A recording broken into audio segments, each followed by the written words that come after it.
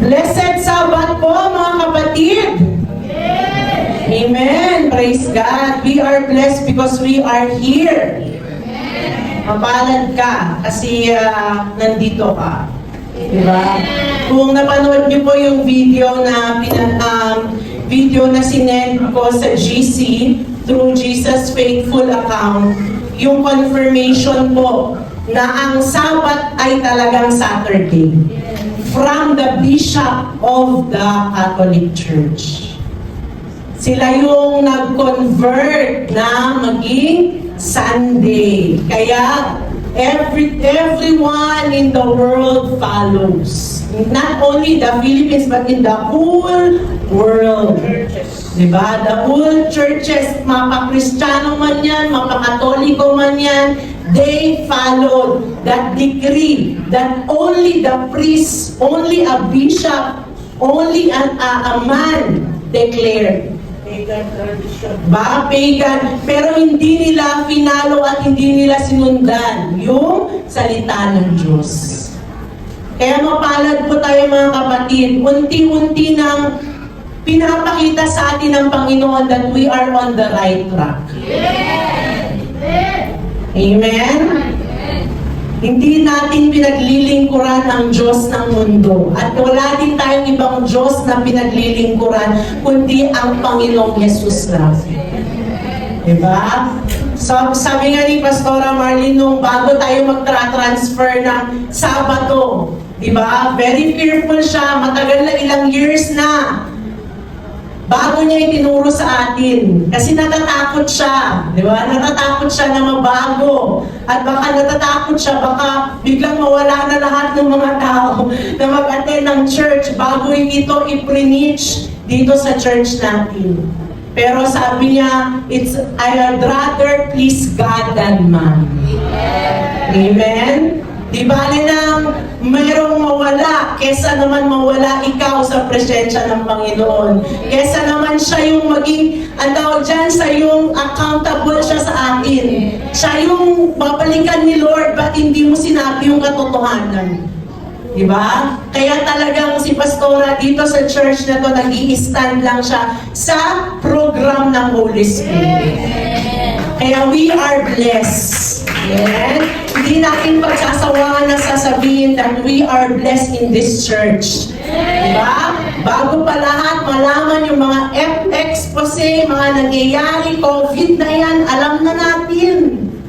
Diba? Grabe si Lord sa church na to. Kung saksi ka lang, since start up to the end, nandito ka pa rin, mapalad ka pa rin. Kung hindi ka man naging saksi since start up to the end, pero ngayon nagpapatuloy ka pa rin, mapalad ka pa rin kapatid. Amen? Praise the Lord. So, sa oras po na to, actually nagtanong po ako kay Pastora Marlene kasi na-sign niya ako supposed to be next week pa.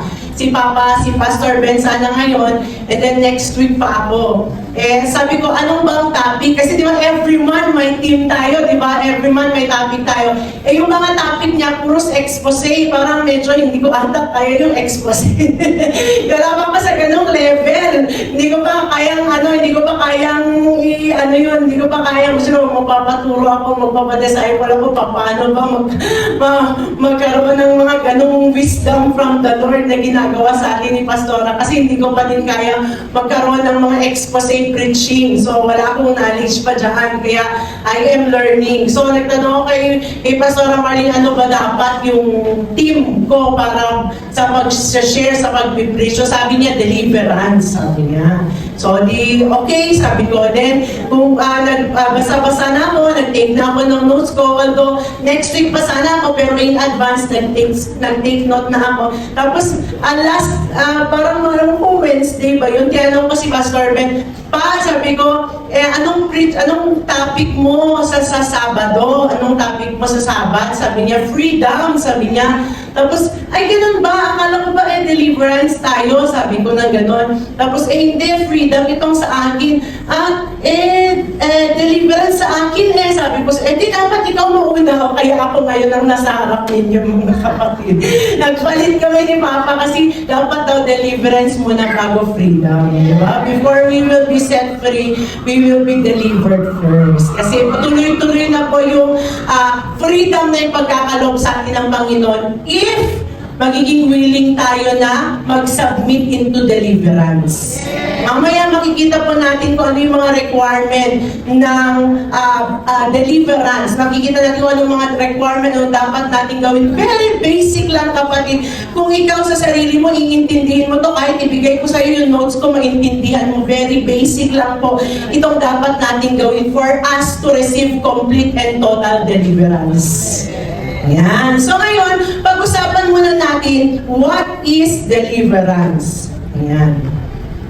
What is deliverance? Actually, most of the explanation or the meaning po ng deliverance dito ay self-explanatory. Sabi ko nga kanina, kahit ibigay ko sa inyo yung notes ko, alam kong maiintindihan ninyo. Yan. So basahin po natin, it refers to the act of being rescued or set free from danger, harm, sin, or oppression, sin, bondage, or any form of spiritual attack or influence. Sino po ditong gustong ma-rescue? Sino ditong gustong lumaya sa kapahamakan, sa kapighatian? Sa kagapusan ng kaaway sa ating mga buhay? Sino po dito? Amen. It often involves God's intervention to save His people from the physical, spiritual, or emotional challenges. So, ibig sabihin, hindi lang po tao ang may gawa nito. Ang deliverance po is originated from the Lord Himself. Why? Why did the Lord Jesus or why God Himself want to deliver His people? Because God wants to rescue us. God wants us to receive the total and complete freedom. God wants us to experience heaven on earth. Alam mo yun? Yung prayer na, Our Father who art in heaven, holy be your name, thy kingdom come, thy will be done, on earth as it is in heaven. So hindi lang kapag pumunta ka ng heaven, saka mo ma-experience yung heaven. Dito pa lang sa lupa, pwede na po nating ma-experience ang langit. Amen. Kaya may mga tao, impyernong buhay ito. Alam mo yung sinasabi nila, di ba, impyernong buhay ito, ano ba namang buhay ito? Dapat, lalo sa mga Kristiyano, hindi mo dapat maririnig yan. Because God is with you. God is in you. Di ba? Simula tinanggap mo ang Panginoon sa buhay mo, dapat nagsisimula nang nakakaranas ka ng langit. Amen? Ayan, ano pa? Ano pa? It symbolizes liberation, freedom, restoration, and the triumph of God's power over evil. Yan. Alam niyo po ba kung sino may-ari ng mundong ito? Sino? Si Satanas. Hindi po tayo anak ng mundong ito. Hindi po tayo anak ni Satanas. Kaya gustong iparanas sa atin ng Panginoon ang totoong tagumpay over Satan, over these evil works. Diba? Kaya gusto niya maranasan natin ng deliverance. Ano pa? Deliverance, in a deeper spiritual perspective, is the divine act of rescue and restoration through which God liberates individual from spiritual, emotional, or physical bondage. It is more than just freedom from external oppression. It is a holistic transformation involving the removal of obstacles that hinder one's relationship with God and the empowerment to live a victorious life aligned with His will. Alam niyo po, simula nung naranasan ko po yung sa in-overcome po natin, kasama po kayo, dun sa in-overcome po natin, simula po nang narinig ko si Pastor Vlad na nag-share na ang mga sakit pala is hindi lang siya basta sakit. Pwede pala yung mga sakit nilagay yan ng demonyo. Na kahit na anong pray mo ng healing, kung hindi mo mapapalayas yung demonyo, hindi ka gagaling. Sabi ko, ganun pala yun. Pwede pala, di ba sabi ko nga sa inyo, kinonfirm ni Pastor Ron na yung nangyari sa akin, yung sakit na meron ako, it is 100% from kanino? The enemy. Ano pa po, naalala ko, nung ako po ay na-deliverance sa bahay namin mismo ng isang pastor na nag-work sa signs and wonders, and especially ang field niya po is deliverance. Alam niyo po ang sabi sa akin ng pastor, sabi sa akin ng pastor, wala naman alam yung pastor na yun, hinawakan ako ng dyablo, ayaw niya akong pag-asawahin, ayaw niya akong bigyan ng anak. During that time na dinideliverance niya ako. Lahat ng yun pinaalala sa akin ni Lord. Ano pa po pinaalala sa akin ni Lord? During buntis si Mama sa akin. Gusto, paano yung kwento na yun, Ma? Gusto akong kwento mo nga para specific kasi ako ako talaga yung tao, hindi ako may specific sa kwento. General lang ako kung magkwento yan si Pastor Marlene. Kwento ko? Sino yung nakarinig na? Sister Minda. Nung buntis kasi ako kay Jen, bali, umuupa kami sa isang napakaliit na room ni Pastor Ben, nag-living space kami. So, tapos ang higaan lang namin is isang single na double deck. Doon sa baba, magkatabi kami. O di ba, ang ganda, ang luwag nun. Okay. So, ang luwag ng single lang magkatabi kami. Pero di pa naman ako ganito pala. Sexy pa siya. Oo, medyo. Yung tiyan ko rin yung malaki kasi. Tiyan ko malaki. Laki ng tiyan ko, hindi ko Ay, lang months yun Hindi ko matanda. nakikita yung paa ko sa tiyan. Ganun kalaki yung tiyan. May dalawang tiyan ko nila. Ang laki kasi nito, 8 pounds to eh. So yun, nung katanghalian tapat, parang nap time, biglang, parang medyo naiidlip ako, tapos doon sa paanan ko, may maliit na bintana na, yung uso pa nung na ginaganon-ganon lang, kahoy pa. Jalusi na kahoy. Dalawang ganon na magkatabi. So ang liit ng bintana doon sa may paanan ko. Tapos biglang mamaya, meron akong, hindi ako tulog. Tapos biglang nakita ko doon sa bintana. Sabi niya, parang naaalala ko pa yung mukha niya hanggang ngayon. Demonyo, pangit niya. Meron pa demonyo maganda. Wala naman siguro. Lahat ng demonyo pangit. Pero kung sabihin katabi mo yung demonyo, wala na siya ng pangit. Lahat ng siya ng maganda. At guwapo. Yung di ba, tingnan mo tayo. Guwapo. Wow. Maganda. Okay, sabi niya, akin yan. Akin yung bata na yan. Akin yung anak mo. Hindi ko papayagan na sa'yo yan. Akin yan. Kukunin ko yan. Sabi niya gano'n. Bigla akong napaupo. Tapos nung napaupo ako, sabi ko, nagbayad na ako, Jesus na yun. I rebuke you. Sabi ko gano'n. Tapos bigla kumuha ko ng oil, tama-tama may baby oil ako. Nag-sanctify na ako doon, nag-anointing oil ako doon sa palibot ng bahay, tapos doon sa kwarto namin, sa kusina, basta inanoint ko na yung kapaligiran. In the name of Jesus, sabi ko, hindi yun to. Akin to at binigay ito ng Panginoon sa akin. Sabi ko gano'n. So, laban yun, battle yun. Tapos, yun na. Praise God, at ito na nga, malaki na. At hindi lang malaki.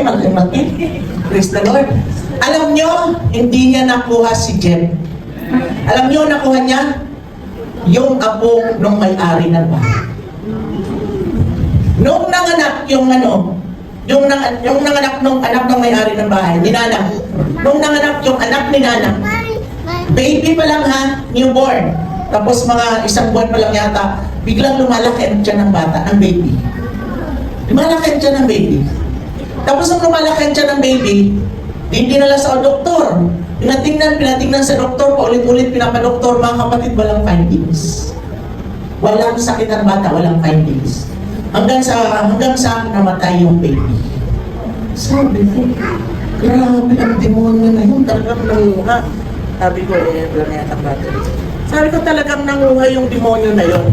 And Actually, si Jeff talagang parang nakikipag-agawan ako dyan sa Diablo eh. Kasi alam ng kaaway na may pagkatawag. Alam ng kaaway na may pagkatawag. At yung isang kapatiran noon na hindi pa noon uso ang heavenly tour, pero itong kapatiran na to, pinadala na ng Lord sa langit. Kaya pag nagkikwento siya sa iba, sabi ng iba, baliw siya. Pero pag nagkikwento siya sa akin, naiintindihan ko. Kasi nagmumupa ako sa supernatural. So yung pinagkikwentuhan ng iba, walang alam sa supernatural. So dinadala siya ng Lord sa langit. Ang sabi daw ng Lord, yan, sabi niya, yan si Marlene, bibigyan ko yan ng mga anak na magagandang anak. Tapos bibigyan ko ang mga anak nila ng anointing. Sabi nung kasama ko yung kaming dalawa ang magka-prayer partner. So yun ang sinabi niya. Kaya gusto ng kaaway talaga na kunin sila. Pati si Mami, ginugulo ng kaaway hanggang ngayon, ginugulo ng kaaway. Sabi ko nga, Mami, mag-step on ka na sa calling ng Lord sa'yo. Kasi hanggang kung nandiyan ka naka-stagnant ka, mahirap yung buhay na ganyan. Kailangan mong mag-step on sa calling ng Lord sa'yo. Ngayon na ang panahon, last days na ngayon. Kasi si Mami may calling eh. Sinabi ng Lord sa akin kung ano ang calling niya na dapat niyang gampanan. Sinabi ng Lord sa akin. Pero hanggang ngayon, hindi pa siya nag-step on. Kaya let's pray for Jemamin na mag-step on na siya sa calling ng Panginoon. Kasi maraming kaluluwang naghihintay sa Kanya.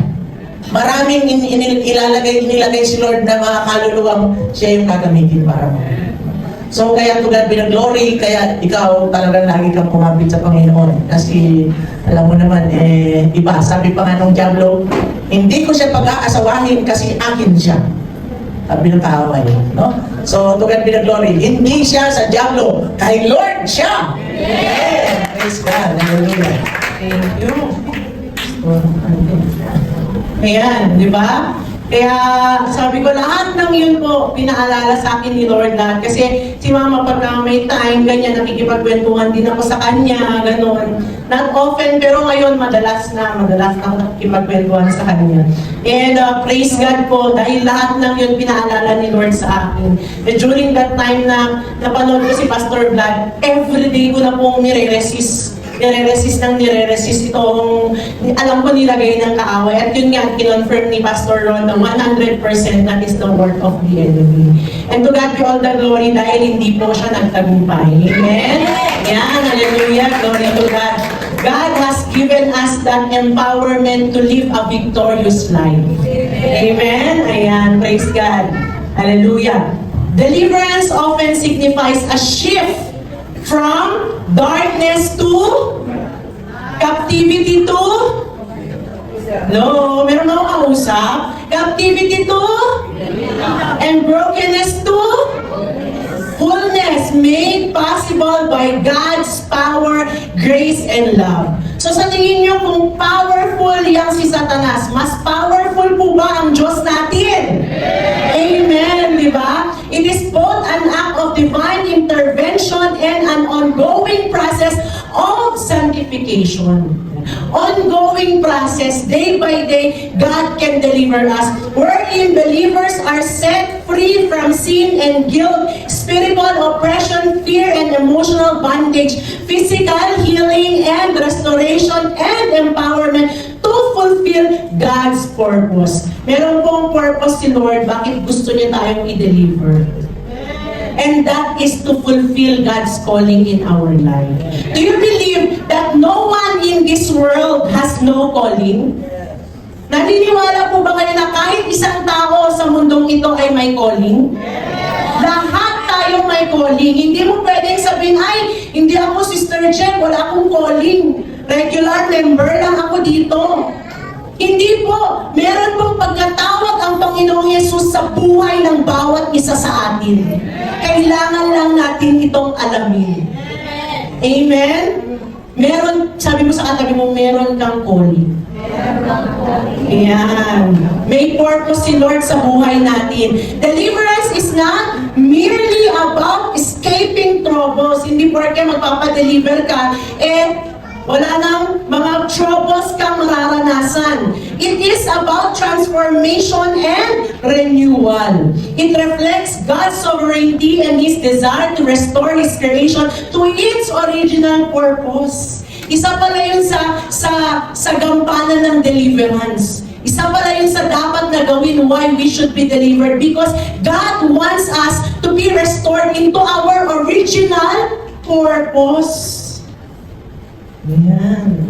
Kasi alam niyo po sa pabawas to, kasi alam niyo po sa buhay natin ngayon, meron na tayong self-purpose. Hindi na God's purpose.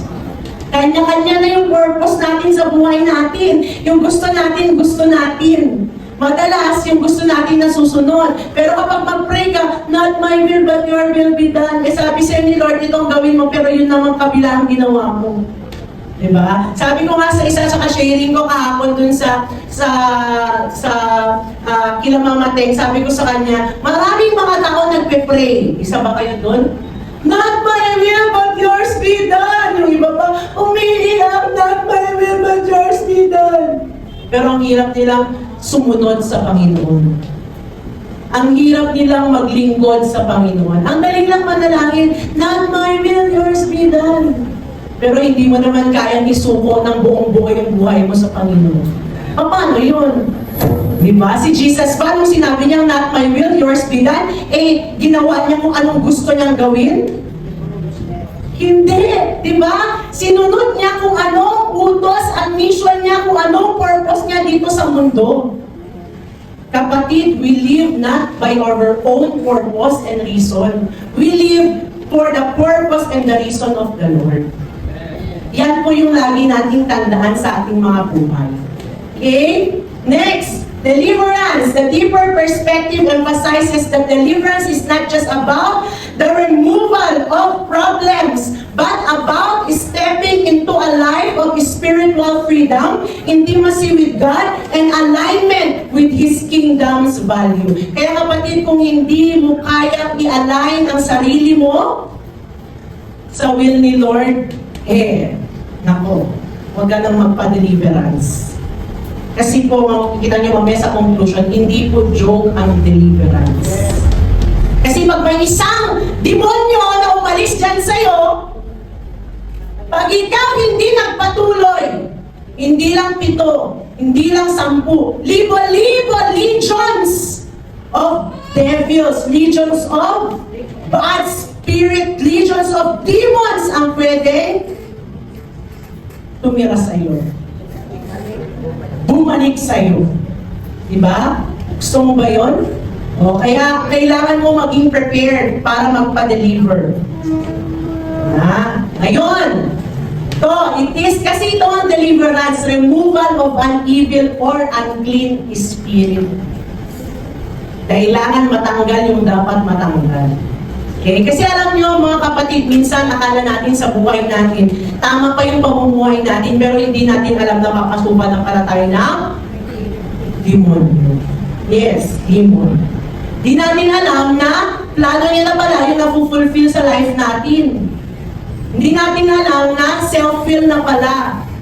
Diba? Yun yung mahirap pag blinded ka na. Kaya nga ako nagpapasalamat ako sa Panginoon Kasi dinala ako ng Panginoon sa pamilya na kahit na nasasaktan ka, sasabihin sa iyo yung katotohanan, ipapamukha sa iyo yung katotohanan. Diba? Many times ko na po yan na-experience. Kaya po huwag nating sabihin na, wala naman akong ginagawang masama Once na your leader, your parents, your pastor corrected you, there's something wrong in you. Bakit kinorek? Kasi may wrong. Yung teacher ba, i-correct niya yung i-wrong niya yung correct, i-correct niya yung wrong? Ha? Babalik na rin ba ng teacher yung Hindi, di ba? Bakit lang naman i-correct niya yung wrong? Kasi gusto niya na malaman mo yung katotohanan. Di ba? Ganon sa buhay natin mga kapatid. Kaya ano ba ang mga requirements? Yan. For deliverance. 7 po to. Yan. May requirement. Kung gusto niyo pong mag-undergo ng deliverance at magkaroon ng total and complete freedom mga kapatid, may requirement. Yan. Number 1 po, our faith. Ayan. Number 1 is our faith. Alam niyo po, number 1 pa lang marami ng bagsak. Number 1 pa lang marami na pong bagsak. Bakit ko po nasabing marami ng bagsak sa number 1 pa lang? Kasi sa buhay ng isang tao, isang Kristiyano higit sa lahat, konting pagsubok lang nag-give up ka na. Asan pananampalataya mo? Konting sakit lang, hindi ka pa naman 50-50, ayaw mo na. Diba? Marupok ang pagka-Kristiyano. Diba? Kaya sinasabi ko, number 1 pa lang. Kaya mga kapatid, kung gusto nating ma-deliver at ma-set free, we must number 1 have faith. Affirm your faith in Christ. Affirming your faith means anchoring yourself in Christ, acknowledging His role in your life, and living according to the truth of the gospel. Kaya nga po sinabi that we are a church that is full gospel. Lahat po ng turo dito sa church na to ay hindi gawa-gawa lang ng tao at hindi kung saan-saan kinuha. Lahat po ng turo dito is anchored in the Word of God. Diba? Yan. You must believe that God is able and willing to set you free. Yan pa lang po dapat, ay sige nga, magpapadeliverance ako, pero nag-50-50 ka, doubtful ka. Kaya akong i-deliverance. Wala naman atang bad spirit sa akin. Para namang hindi naman. Di ba? Nagda-doubt ka na kaagad. Kapatid, if you want total and complete freedom, you should have anchored your faith in the Lord Jesus Christ. We should have faith in God's power to deliver.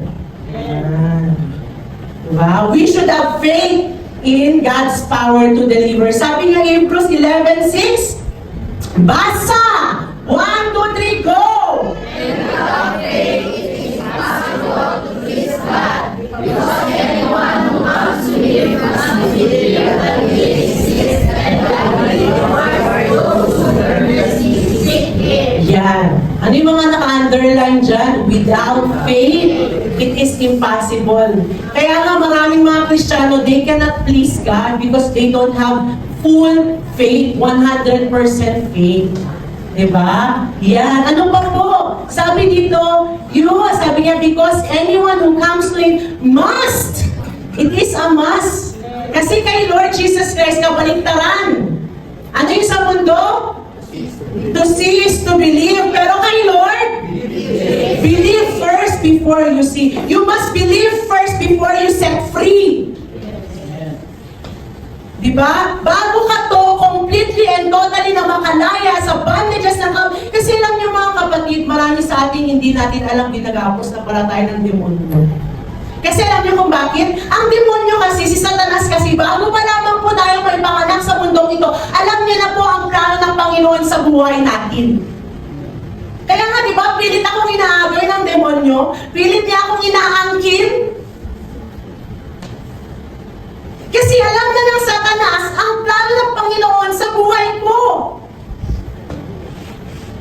Kayo kaya, alam niyo kaya yung plano ng Diyos sa buhay niyo? Buti pa si Satanas marunong. Ikaw, Lord, hindi ko na alam gagawin ko. Di ba, Lord, ano ba talagang calling ko?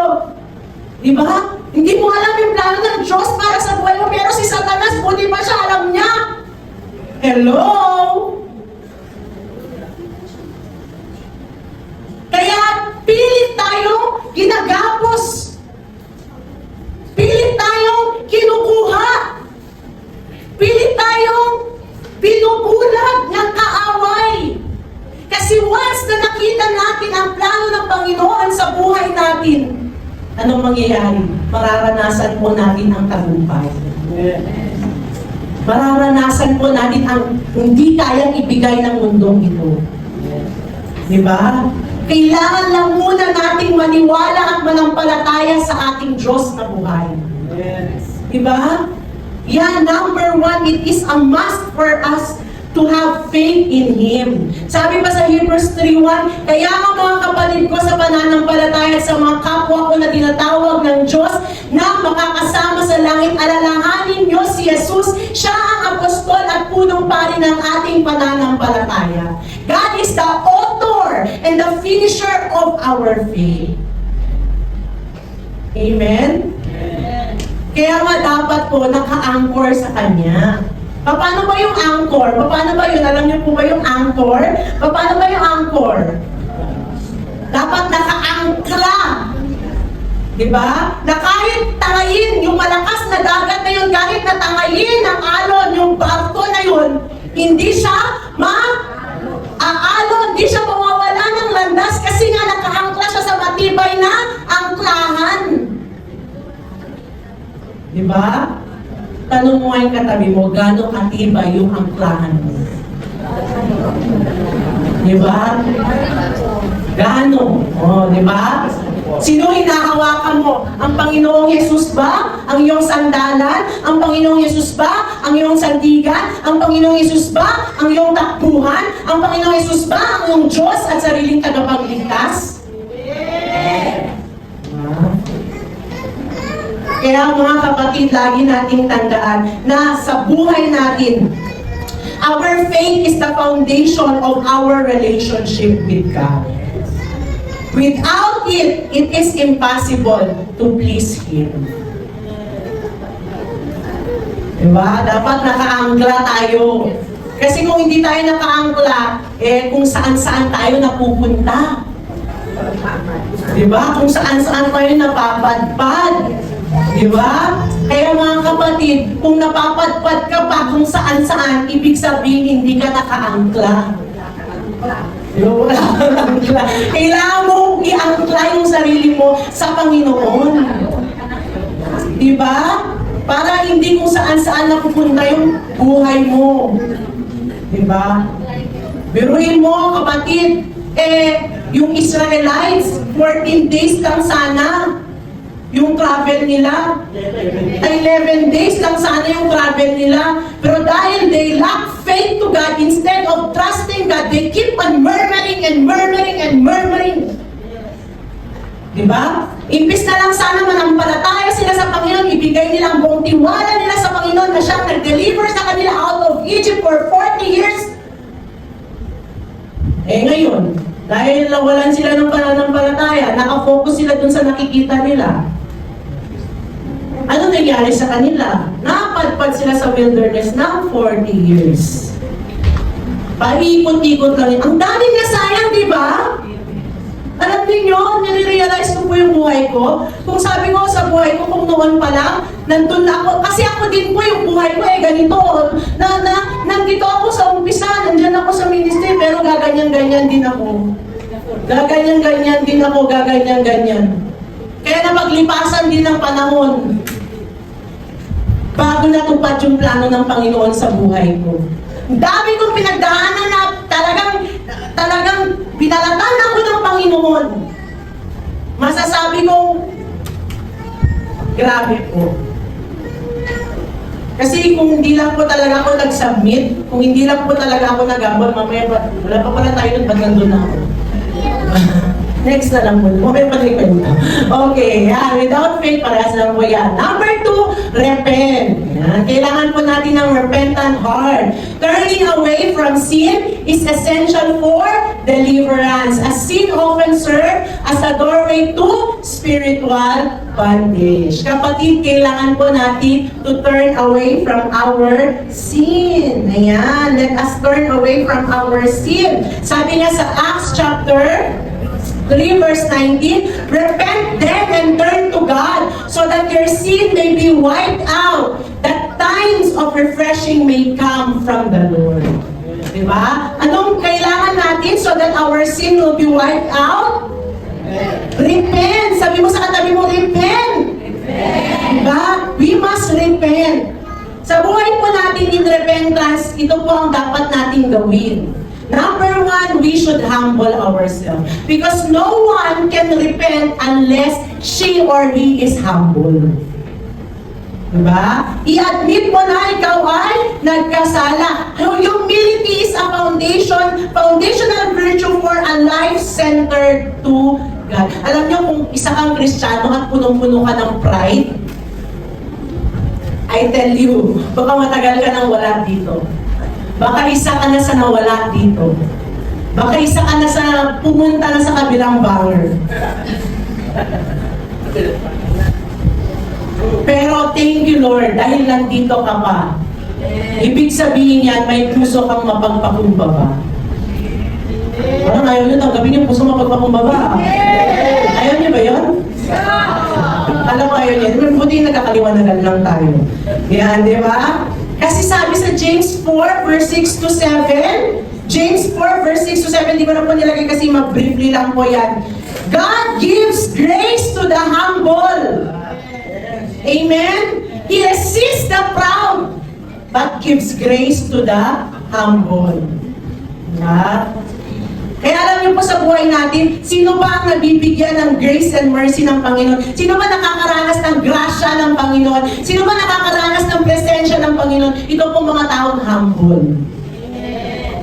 Hindi nila tinitignan yung sarili nila ng mataas over the Lord. Diba? Sila yung mga nakaka-experience. Pero sabi dito, kinakalaban ng Diyos ang mga mapagmataas. Ang una po pala natin kalaban ang Diyos pagka prideful tayo po. Hindi yung tao. Di ba? Hindi tao una natin kalaban pag tayo ay punong-puno ng pride ang Panginoon. Di ba? Kasi dyan po masisira ang relasyon natin. Di ba dyan nga bumagsak si Satanas, si Lucifer? Dyan siya bumagsak. Kaya kung ayaw mo bumagsak, tanggalin, remove the pride. O yan, according to Pastor, pride is the mother of all sin. Magsasanga-sanga na yan. Pag hindi ka nagpakumbaba, magsasanga-sanga na yan. Diba? Yan. Alam niyo po ako, sa totoo lang, sa buhay ko po, kung hindi talaga ako nag-submit, nagpakumbaba sa Panginoon, baka wala na din po ko sa harap ninyo. Baka isa na din po ko sa, wala na dito sa church. Nasa kabilang banner na dito. Sa totoo lang po, kasi ako po noon talaga ay very palaban sa aking nanay. Kasi wala naman ako nakikita masama sa ginagawa ko eh. Yun ang aking statement lagi. Yun ang aking, yan ang lagi kong sinusumbat sa nanay ko. Wala naman ako ginagawang masama, wala naman ako nakikita mali sa ginagawa ko, ano ba? Yan ang wordings ko. Alam mo, kaya memorize ko na ang mga taong mapapride. Kasi dati ako naging mapride. Pag dati kang gano'n, memorize mo na. Si mama nga, may novel ako niya karana. Ma, alam mo si ganito, si ganito, si ganito, si ganito. Alam ko na, kasi dati naman akong tomboy eh. Matagal ko na napapansin niya sa kanya. Sa ways niya pa lang, sa aura niya pa lang, alam ko na. Sabi niya. Eh kasi tomboy din siya dati, kaya naamoy niya yung spirito. Di ba? Pag alam mo na yung amoy ng luma, ang na ano, pag naamoy mo ulit, ay parang smells familiar. Di ba? Sounds familiar. Sinasabing alam ko na yung gagawin ko. Matanda na ako, wala na parang pakialam sa akin. Oh, sounds familiar. Kasi yun ako dati. Sa totoo lang, palasagot talaga ako sa magulang ko, lalo kay mama. Alam ko na ginagawa ko. O, di ba? Noon pa nga, sa worship team, syempre worship team lang ako ever since. Eh, may best friend ako dyan. Barake. Sabi niya ako, warning, warning. O, huwag masyadong lumapit. Hindi, mga best friend lang kami. Pag malaki ko noon, best friend lang kami. O, hanggang sa tinago namin yung relasyon namin, nagka-relasyon kaming dalawa. O, ano ka ngayon? Kinain mo yung best friend mo na. Kaya alam mo, yung mga kabataan, hindi nyo na alam kung dami kong pinagdaanan about relationship. Kaya kung paano na lang ako maging open, kung paano na lang ako maging verbal, kung paano ko na lang nilalay down ang buhay ko sa mga kabataan, kasi ayaw ko na silang madelay sa prophecies, ayaw ko na silang madelay sa calling nila. Gusto ko dumiretso na sila, huwag na nilang gawin ang ginawa ko na delays and delays na delays.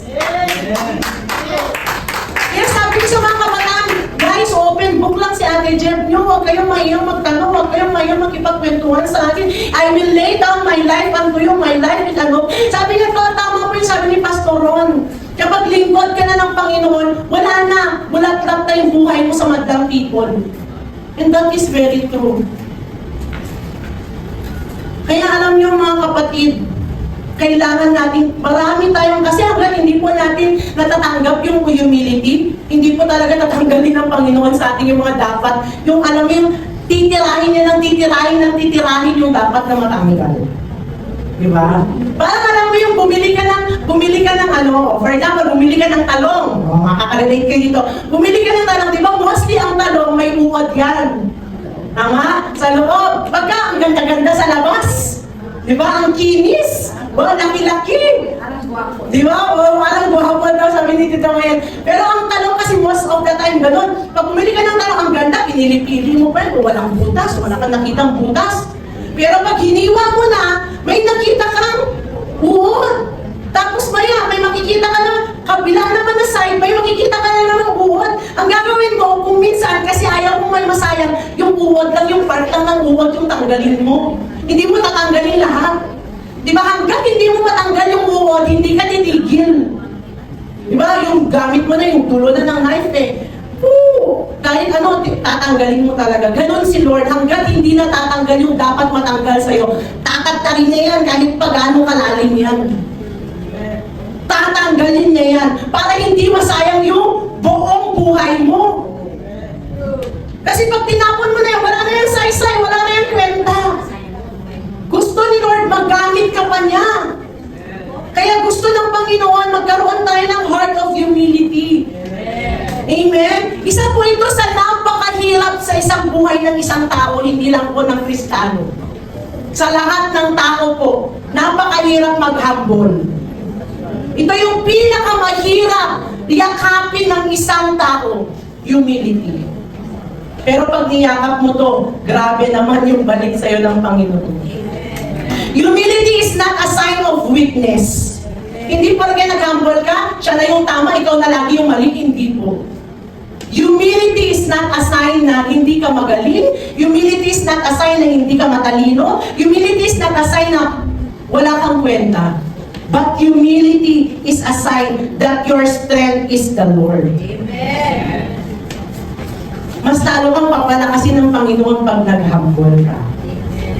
Mas lalong malayo ang mararating mo pag nag-humble ka. Yun lang po yun mga kapatid. Diba? Yan. Kaya tayo po ay mag-humble sa harap ng Panginoon. Yan. Ano pa? Number 2, confess any known sin. Kung pasal daw natin yung mga alam nating mga kasalanan. Meron po is mga kabataan na nag-open sa akin, Ate Jeff, sa'yo ko lang po ito i-open, sa'yo ko lang po ito i-confess. Bago pa po ako nakakilala kay Lord, ganito po yung mga ginagawa ko. Yan. Sa ibang bansa, usong-uso yun eh. Usong-uso yung ganun kapag ka-single ka pa. Hindi ko na may specify, basta yun na yun. Tapos kinonfess niya, sabi niya, Ate, gusto ko lang po i-confess sa'yo kasi po, gusto ko lang ma-stop yung ginagawa ko. Kasi may mga times daw sa buhay niya na kahit Kristiyano na siya, kahit worker na siya, kahit ginagamit na siya ng Panginoon, may mga temptation pa rin na gano'n na pumapasok sa kanyang buhay, lalo pag nag-iisa siya. So sabi niya, Ate, confess ko po sa'yo kasi gusto ko pong ma-set free. Gusto ko pong ma-set free, sabi niya. Kinonfess niya, 2 tao yung nag-confess sa akin magkaiba. Kinonfess nila. At dun sila pinalaya ng Panginoon. Alam nila na-realize nila, pinarealize sa kanila ni Lord na mali yung ginagawa nila. And praise God, because of their confession, they have been set free until now. Until now, ginagamit na sila ni Lord. Matataas na po yung narating nila sa ministry at sa career nila. Diba? Buhay pa nila yun noon ha. Pero kinonfess nila. Alam ko naman na napatawad na siya ng Lord doon, pero bakit niya pa kailangan i-confess? Kasi gusto niya ma-set free. Wala na sana akong kinalaman yun kasi nagbago na siya, matagal na silang worker. Matagal na silang ginagamit ni Lord sa ministry. Pero bakit pa rin sila nag-confess? Kasi gusto nila ng total freedom. Kasi once you confess, sabi ni Lord, confess your sin. Hindi sinabi ni Lord na hide your sin, confess it out. Pag sinabi mong confess, kasama yung bibig na may nakakarinig. Yun yung confession. Diba? Ano pa? Confess of all sins, intentional or unintentional. Kasi po sa buhay natin, may alam tayo na ginawa natin noon na masama. And it's not about to condemn us, but to set us free if we are willing. Okay? Kaya hindi porke kinonfess mo ngayon, ang dugyot-dugyot mo na, ang dumi-dumi na ng tingin mo sa sarili mo, hindi po ganon. There is no condemnation in confession. But there is freedom in confession. Amen? Yan. Kaya mga kapatid kong kayo, kaya nga, di ba, mga pinapervert, dinadivert ng ng malalaking church dyan. Mag-confess ka daw, mag-kumpisal ka daw. Di ba? Para daw mapatawad ka. Di ba? Totoo naman kasi yun. Kailangan natin talagang mag-confess. Pero hindi sa tao, sa Panginoong Diyos. Amen? Pero kung may conviction naman sa'yo, bilang leader, kasi leader nila ako, yung isa, ginabayan ko siya since baby Christian siya hanggang ngayon.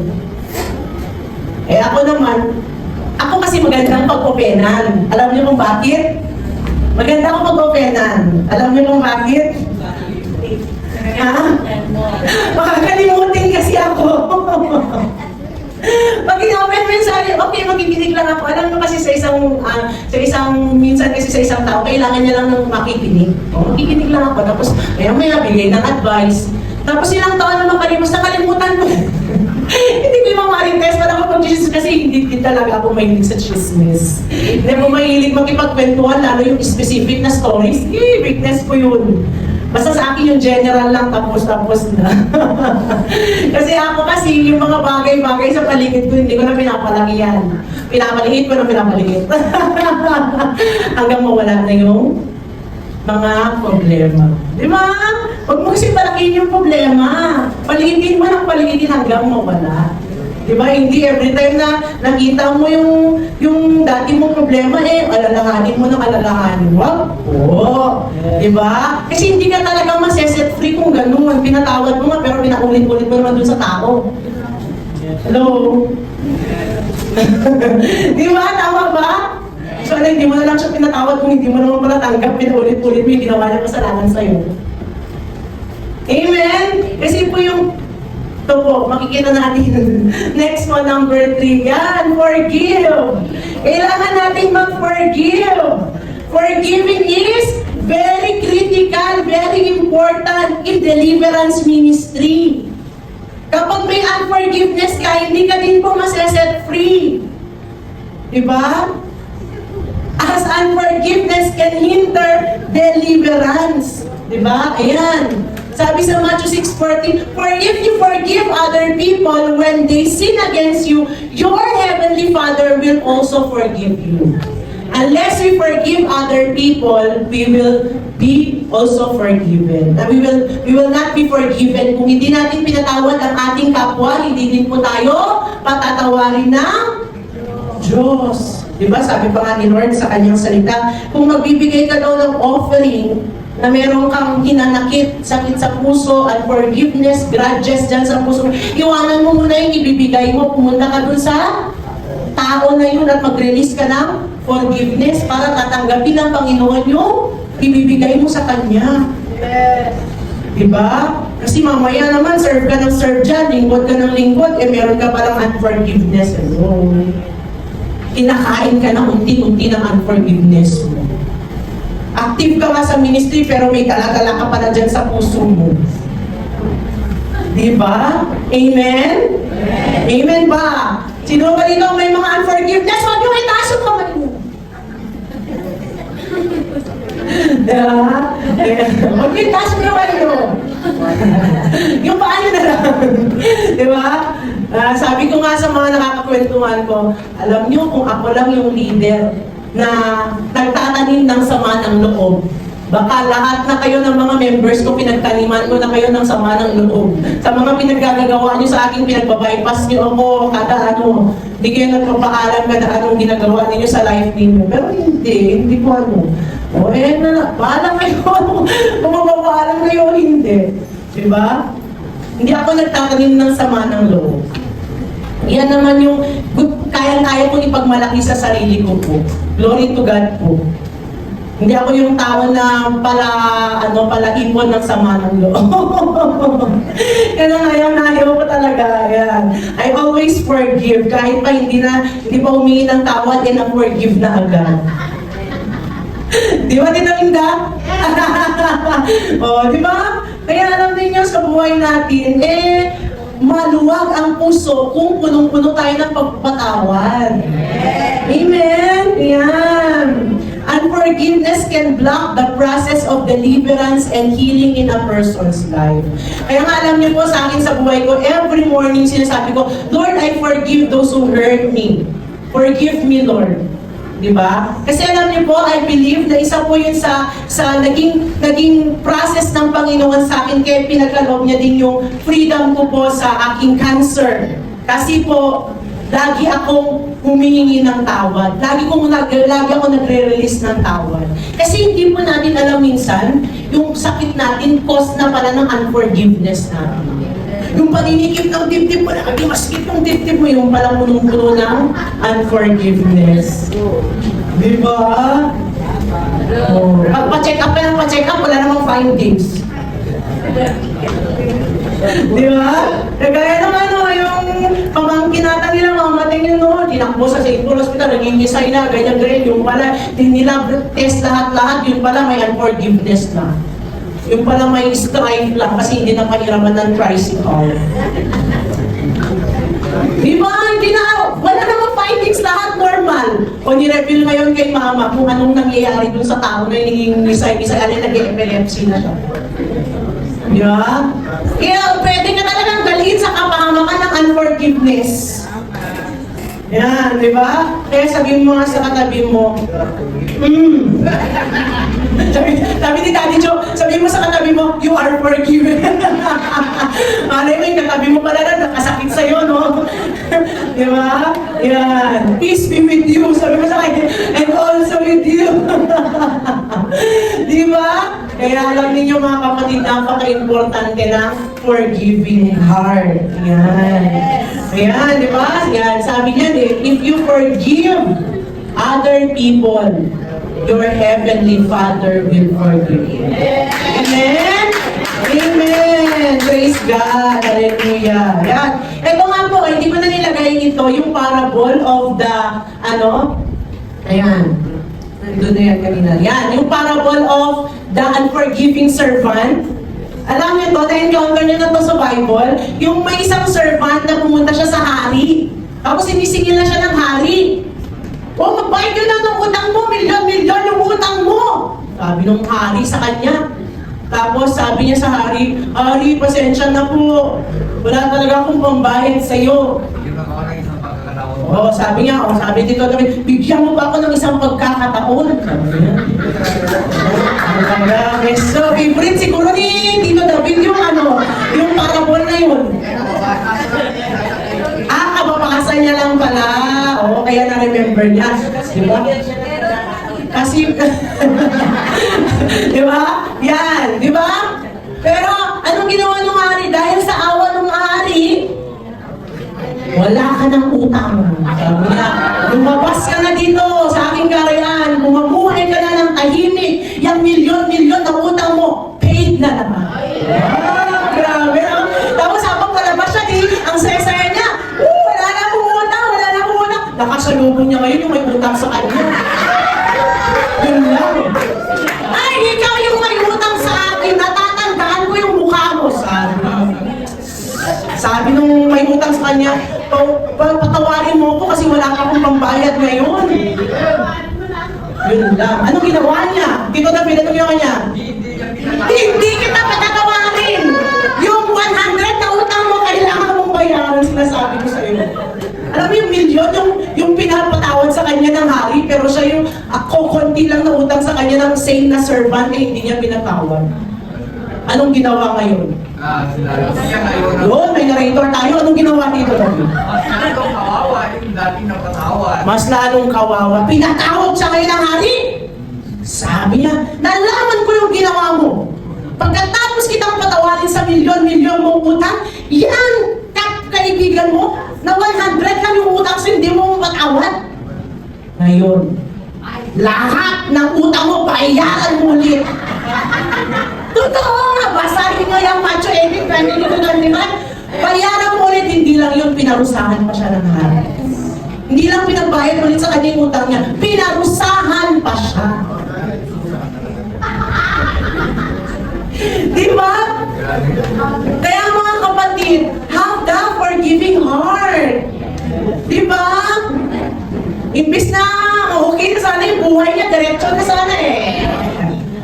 Diba? Kumambyo siya. Diba?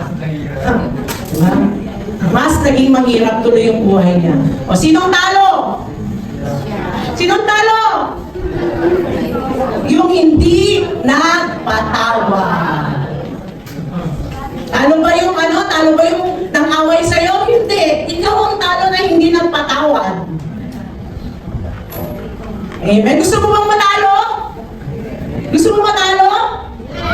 Tanungin ka namin, gusto mo bang matalo? Kasi kung ang sagot niyan, oo, di wag na siyang magpatawad. Pero kung ayaw niyang matalo, magpatawad siya. Amen? Kahit gaano pa kabigat yung nagawa ng tao na yan sa'yo, kapatid, magpatawad ka. Amen? Yan. Praise God. Diba?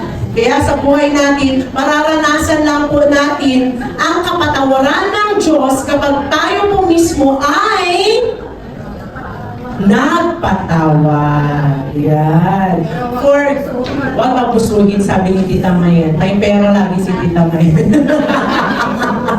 Diba? Huwag abusuhin. Pag pinatawad na minsan, pangalawa, pangatlo, tama naman na yun. Kasi sabi, once is enough, two is or twice is too much. Three is dangerous. Di ba? Hindi mo alam na pag inulit mo yung pagkakataon, pangatlo na, same mistake, same sin na ginawa mo, malay mo, tinategok ka na, diretso ka ng impyerno. Di ba? Yan. Kaya mga kapatid, let us continue to remain righteous and holy in front of the Lord. Amen? Yan. Praise God. Hallelujah. Okay. Yan. Next, number 4, submit. Number 4 requirement for deliverance is submission. Sabi mo nga sa katabi mo, submission. Yan. Isa din po yan sa mahirap gawin. Di ba ang hirap lahat ng requirements? Alam nyo, mahirap lang yung requirements sa mga taong mapapride. Pero yung mga requirement na yan, madali lang kung may humble heart ka. Diba? Yan. Submit yourself to God. Submit yourselves therefore to God. Resist the devil and he will flee from you. Kaya kailangan po natin mag-submit sa Panginoon, di ba? Submission to God means aligning our thoughts, actions, and desires with His will. Kung ano yung gusto ng Panginoon, kung ano yung sinasabi ng Panginoon sa buhay natin, kung ano yung iniisip ng Panginoon, dapat naka-align tayo doon. Wala tayo dapat sariling daan. Diba? Kasi kung gusto mo ng sariling daan, punta ka na sa dating daan. Diba? Kaya alam niyo mga kapatid, napaka-importante ng submission. Kasi itong submission na to, ito yung bagay na kahit ayaw mo, gagawin mo. Mag-o-obey ka. Sabi ko sa kausap ko na naman ulit kagabi doon kay Mama Teng, sa ano nila, sa bahay nila, sabi ko sa kanya, alam mo, napatunayan mo naman na yung submission na yan. Kasi nga hanggang ngayon medyo nagkakasala na siya kasi nagsasubmit pa rin siya. Sabi ko sa kanya, punta ka na kay Mama. I-open mo na yung heart mo sa kanya para ma-set free ka na sa kasalanan. Diba? Napatunayan mo naman na nag-submit ka na. Minsan kasi sa buhay natin, hindi natin alam na mali na pala yung sinasubmitan natin. Kailangan mga kapatid, it is still the will of the Lord. Our submission is still on the will of the Lord. Do not just submit and submit, eh hindi mo alam yung sinasubmitan mo na pala, eh yung demonyo na pala. Si Satanas na pala. Diba? Hindi po sinabi ko submit. Lahat na lang ba isasubmit mo? Hindi po. Be discerning.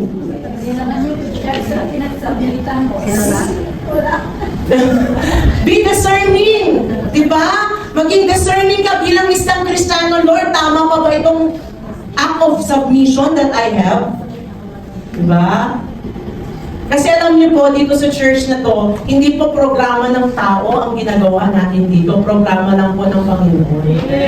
Kaya kung mag-submit man tayo sa ating leaders at sa ating pastor, ito pa sabi ko sa kanya, marami kasing mga tao, sinasabi nila, Lord, I will obey you. Lord, I will submit to you. Lord, I will give everything to you. Obey, obey, obey. Palagi nila sinasabi consider, bakit kung gusto mo mag-obey sa akin, bakit hindi mo kaya mag-obey din sa pastor, sa leader na tinalaga ko sa'yo? Amen. Gets nyo? Lagi natin sinasabi kayo, Lord, I will obey you, I will serve you, I will submit to you. Asan submission mo sa leader mo? Asan obedience mo dyan sa pastor na tinalaga ng Panginoon dyan sa church na yan? Nasaan? Patay, obey ka kay Lord, hindi mo nga kaya mag-submit sa leader mo. Hello? Siya nilagay ni Lord dyan paano mo na lang sabihin sa Panginoon, hindi mo pa siya nakikita na mag-obey ka sa kanya. Deserve leader mo mismo na nakikita mo, hindi mo kaya mag-obey. Di ba mga kapatid, bato-bato sa langit ang mag-amaan ay magbago. Mag-repent, magpa-deliverance. Di ba? Amen ba? Ayan, di ba mga kapatid? Kaya alam niyo itong submission na yan, matetest yan unang-una sa ministry na kinabibilangan mo. Matetest yan unang-una sa leadership na kinabibilangan mo. Kasi kung there's something wrong na, you need to correct the wrong. Amen? At pag nag-submit ka naman dun sa correction na yun, you've responded with all humility. There will be growth in your life, in your Christian life. Amen? May growth. Kahit na napakabigat ng kasalanan mo, kung nag-humble ka, ang Panginoon, ang grasya at habag niya ay enough para sa atin para mag-survive tayo. Amen? Meron nga isang part ng worker na din, sabihin na natin worker. Pumunta siya sa bahay, sila sa bahay. Tapos nag-open up kay mama, ako hindi ko naman alam yun. Pero nakiupo lang ako kasi part din naman ako ng buhay ng tao na yun. Nag-open, pastora, ganyan. Nagka-boyfriend, entertain ng manliligaw, unbeliever, nagka-boyfriend habang nag-aaral pa. Pero, sinabi niya, alam mo yun, hindi na namin nalaman pa sa iba. From that person na namin nalaman mismo, punta sila sa bahay, pastora, pwede po ba kayong makausap? Nag-confess sila kay mama. Na-DA ba yung kabataan na yun dahil sa ginawa niya? Hindi po siya na-DA. Na-lighten up. Walang nangyari, hindi siya na-expel, hindi siya na-DA, hindi siya sinabihan ng masasakit na salita. Ni mama, binigyan lang siya ng advice. At ngayon po, to break up. At ngayon po mga kapatid, ginagamit na siya ng Panginoon sa isa sa mga pioneerings natin na mag-lead ng mga kabataan. Kasi sinunod niya. Tignan mo yun, noon, dito lang yun sa tabi. Dito lang siya sa tabi noon. Sobrang mahihain ng kabataan na yun. Hindi mo talaga makabasag pinggan. Give up niya yung relationship niya. Kasama ang mama at papa niya na pumunta sa bahay and confess. O pinatawad. Hindi tinihe, hindi binigyan ng mabigat na parusa, patawad agad. Di ba? Kaya alam niyo mga kapatid, kung i-confess lang natin, hindi na natin antayin na malalaman pa sa iba. Mas mabigat na pag nalaman pa natin sa iba. I-confess na natin sa ating leaders, sa ating mga pastors, para mabigyan tayo ng advice. Diba? Hindi tayo magko-confess para ma-condemn. There's no condemnation in God's love. Amen? Yan. Praise God. O, diba? Pang sabi dyan, submission to God means aligning your thoughts, actions, and desire with His will. Kaya po i-align natin ang ating mga desire.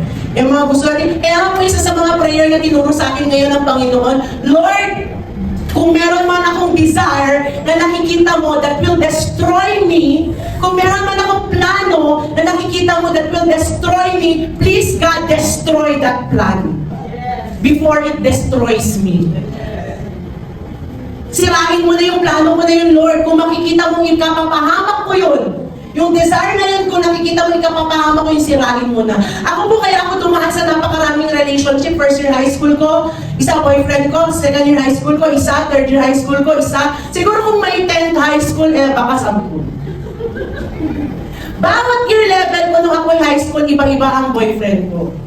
Alam niyo kung bakit? Kasi nagsimula yan sa desire ko bilang isang kabataan.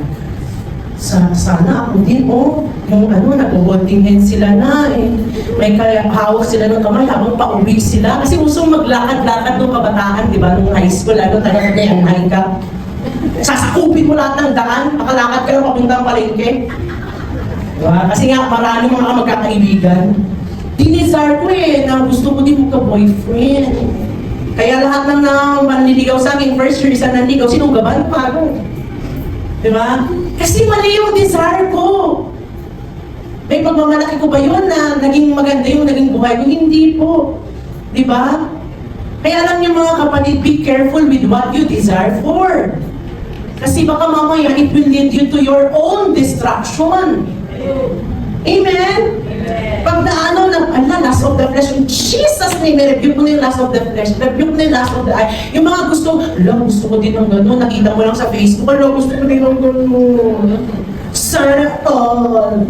Di ba? Yung mga sumasana all ngayon, last of the eye yan. Inggit ang nilalagay ng Panginoon sa puso. Magsana all ka, kung yung sinasana all mo, tama, righteous. Diba? Kung nag-glorify si Lord, pero kung hindi na, huwag ka nang makipagsana all dyan. Kasi baka mamaya, nandiyan ka na talaga sa sinana all mo. Diba? Diba? Very wrong. Talaga isubmit mo yung desire mo sa Panginoon. Lord, kung itong desire na to ay hindi magiging maganda ang epekto sa buhay ko, Lord, tanggalin mo, Lord. Kung itong plano ko na to ay hindi magiging maganda sa buhay ko, Lord, sige Lord, tanggalin mo, Lord. Diba? Let us learn to submit to God. Diba? I-report natin sa Kanya. Let us each day commit our plans and decisions to the Lord. Alam niyo po, ito may share ako sa inyong sikreto. Nung pinaumpisa ko sa akin ni Lord, itong prayer every 6 o'clock to 6:30, praying in tongues with the declaration, word of the declaration, Bible declaration verses. Pinaumpisa sa akin ito ni Lord. Although nagpe-pray naman ako on my own, pero ito yung pinagawa sa akin ni Lord during, anong month na yun? Parang August ata, ako nag-start, mga ganun. August, o mga September, mga ganun. Sabi ko, sige Lord, itatry ko. Di ba na-testify ko naman na, sige Lord, itatry ko. Hanggang sa ginawa ko, continuous ko siyang ginagawa. Alam niyo mga kapatid, nagugulat na lang po ako. Kasi may mga bagay at may mga pinapagawa sa akin si Lord na hindi ko hiningi na instruction pero binibigay niya. Kaya sabi ko sa worship team kanina, ako po sa buhay ko, simula nung inumpisahan ko yung 6 to 6:30 na praying in tongues with word declaration, hindi na po ako humingi, Lord, instruct me, Lord, direct me, Lord, lead me. Hindi na po ako nagaganon kay Lord. Kasi kusa na lang yung binibigay niya kung ano yung dapat niya, kung ano yung dapat mo ma-accomplish sa araw na yun, ibinigay niya na sa'yo through that prayer. Sobrang laking impact ko una sa lahat, kaya nagpapasalamat ako sa mga, Lord, salamat, binigyan mo ko ng instruction na ganito. Sobrang laking impact sa buhay ko nun mismo. Kahit hindi na ako humingi sa Kanya, Lord, lagi kasi pag nagpe-pray po ako sa totoo lang prayer and understanding, Lord, give me specific instruction, direction, Lord, kung anong gagawin ko sa worship team, kung anong gagawin ko sa ganito, sa ministry na ako. Lord, specific instruction. Hindi na po talaga. Basta, Lord, I submit to you. Shandara, bahan, at tapos words of declaration. Di ba, nakikita niyo naman kung paano yung mga nakijoin na? Ganun po ka-powerful yung praying in tongues natin. Kasi the Holy Spirit knows more than what we need. Yes. Kasi kung praying in understanding ka lang, everyday puro praying in understanding, mapapagod ka. Pero while praying in tongues, your mind is relaxed. Yes. Diba? Kaya alam niyo yung mga nagtatangs na dyan na hindi nyo na ginagamit, gamitin nyo na ulit. Sinasabi ko sa inyo, end times na. Yeah. Kasi kahit hindi ka humingi ng instruction kay Lord, sabi ko kanina sa worship, if you are connected to the source, hindi mo na kailangan sabihin, oh Lord, pahingi kailangan ko to. Pag connected ka sa source, i-on mo na lang kung kailan mo kailangan, nandyan na. Yeah. Hindi ka na mahihirapan pa. Yeah. Glory to God. Ganun kadali. Ngayon yung communication ko kay Lord. Kaya yung pinost ko na yung pinost ko dyan na sa out sa switch. Alam niyo po, pag may instruction and direction sa akin, si Lord, tinitake note ko lahat yan sa cellphone ko. Tapos kailanman, nakahiga ako ng ganyan kasi every time po after ko pong mag-pray, wala na sabit-sabit ito pong damit ko. Wala na yung gold kong damit. Sumasabit sa lahat ng mga ano dito. Yan. Every time po na, nakahiga ako that time, sabi, every time po na after ko mag-pray kasi minsan, nagte-take ako ng mga medicines na 30 minutes pa after sa kakapwede kumain. Hinihiga ko po muna. One time, hiniga ko siya. Tapos sabi sa akin, kunin mo yung cellphone mo, gumawa ka ng announcement para ma-revive and ma-restore yung switch. Sige Lord. O, inopen ko kagad kasi sa Canva lang naman ako, Canva lang tayo. Sa Canva lang naman gumagawa ng announcement. O Lord, ito na, nagpili-pili ako doon ng layout. O, ito, layout, pindot agad, walang 1 minute, nakapili ako ng layout, pindot agad. O, ano, ang pabalik ng picture dyan, Lord? Sige, kunin mo yung nasa profile picture ng switch YP. Eh, yung Facebook natin na hindi naging active, never naging active. Gumawa lang tayo ng Facebook pero hindi naman natin na lagyan ng mga dapat na ilagay natin. O, dyan na sa baler. O, di ba? Yung sa baler kami, o, pinalagay ko na doon, nag-fit agad. Wala nang crap, wala nang edit, nag-fit ka agad. Tapos yung date, yung time, kung saan. Alam mo yun? Smooth flow lahat. Sabi ko, Lord, salamat. Tapos nung gumawa naman ako ng invitation sa gender reveal ni Sister Doris kasi yung mga wonderful people invited po. Kaya kung hindi pa po kayo wonderful people, mag-avail na po kayo ng bahay nyo. Hindi, kasi minimal lang naman. Parang ano lang na, kasiyahan, katuwaan lang. Walang ba? Ha? Walang ba? Walang ba sa Wonderland? Yan. Nakakatuwa lang. Gumawa ako. Hindi niya alam na that time na nag-uusap kami, gumagawa na ako ng invitation. Kasi kunwari, nag-coordinator naman na parang kala mo naman big event eh. Diba? Kaya natanong-tanong eh. Kasi nag-open din lang sila sa akin. O gumawa na ako. O sis, pinasa ko sa kanya. Alam, nakagawa ka na pala. Oo, December 15, tinignan niya sa calendar. O sakto, Sunday ito. Oo, tapos 4 o'clock, sakto. Alam mo ba, hindi ko naman tinignan yung calendar ko nung ginawa ko yan eh. Kung ano lang yung binigay sa akin na date na ng Holy Spirit, dinayin ko lang. Send, wala pang 5 minutes, nagawa ko na yung invitation para doon sa kasi kung sino ang team boy, magdala ng white wipes. Kung sino ang team girl, magdala ng newborn diaper. At least paglabas ng baby, mapalalaki man yan ng babae, magagamit yung diaper sa kayo wet wipe. Di ba? Kasi sabi ko na naman dyan, Michelle. Di ba? Yun yung sabi ko, Lord, ang galing-galing mo talaga. Alam niyo mga kapatid na patunayan ko na, kaya kayo patunayan nyo din. Sino dito yung mga nakiki-attend ng 6 to 6:30 na prayer every day? Yan.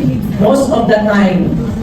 Yan. Alam niyo po, isang lesson to na gusto kong sabihin sa inyo. Yung mga nakikinig lang, okay lang. Pero I encourage you to speak it out. Kasi bakit siya sinabing speak in tongues? Kasi there's something that's needed to be get out or ano ba yun? Ilabas sa bibig mo. Open your mouth dapat. Hindi yung nag-speak in tongues yung moderator tapos ikaw nag-speak in tongues. Nandiyan lang sa utak yung speak in tongues mo. Hindi, wag! Kahit pa may ginagawa ka, kunwari nagluluto ka, naki-join ka, pero bawal na yung oras mo. Sis, kailangan ko na magluto kasi yung 6 o'clock to 6:30, ito talaga yung time ko magluto. Okay lang, shikara ba, handa ba? Pwede yun, walang problema. Nagdadrive pa si Ma'am Mary Rose nga, yung isa sa line, sabi niya, everyday yan, walang palpos, nandyan si Ma'am Mary Rose. Pabiyahe siya from Solana, yun kasi ang daily routine niya. From Solana up to, mas malayo pa daw kila Tito Arnold kasi napunta na nila Papa. From Solana up to Tugigaraw Line Microfinance. 6:30, end na, tapos na. Nasa biyahe siya, dalawa sila ng asawa nila. Nakikinig kasi hindi pa naman siya nag-speak in tongues pero nakikijoin siya. Diba? Hindi pa siya baptize, opo. Diba? Kaya glory to God. Sabi niya nga nakapag-attend na daw siya ng ibang mga churches, pero itong church daw, meron daw kakaibang programa. Glory to God. Kaya dito sila nag-stay. Every time na wala sila yun, nagpapaalam siya. Grabe, puti pa yung baguhan ng marunong magpaalam. Yung datihan, problema pa kung paano magpaalam. Diba? Diba? Bakit sila kaya nilang gawin? Ikaw na matagal na, hindi mo pa kaya gawin. Di ba? Nakakatuwa lang talaga si Lord sa mga ginagawa niya. Nasa naman tayo? Patay na punta doon. Okay, submission. Yan. Praise God. When you actively resist temptation and stand firm in faith, the devil has no choice but to flee. He has no choice but to flee. Diba? Isa pa pong revelation sa akin ng Panginoon.